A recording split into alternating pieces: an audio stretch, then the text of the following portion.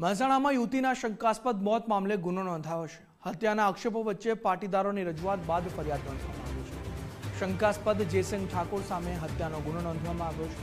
જેસંગ ઠાકોરની મહેસાણા તાલુકા પોલીસે અટકાયત કરી આરોપી જેસંગ ઠાકોરની પોલીસે પૂછપરછ શરૂ કરી। રામોસરાની પાટીદાર યુવતીનો મૃતદેહ મળ્યો હતો। સંગીતા પટેલ નામની યુવતીનો મૃતદેહ મળ્યો હતો। મહેસાણા તાલુકા પોલીસ સ્ટેશનમાં ફરિયાદ નોંધાઈ છે।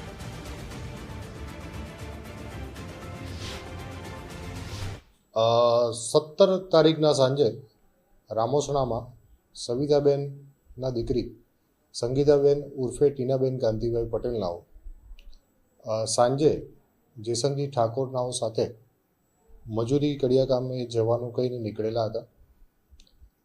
જેઓ પરત ન થતા 21 તારીખે તાલુકા પોસ્ટે પરિવાર દ્વારા જાણ કરવામાં આવેલી કે અમારી દીકરી સંગીતાબેનનાઓ જેસંગજી સાથે નીકળેલી છે ને અત્યાર સુધી પરત થયેલી નથી।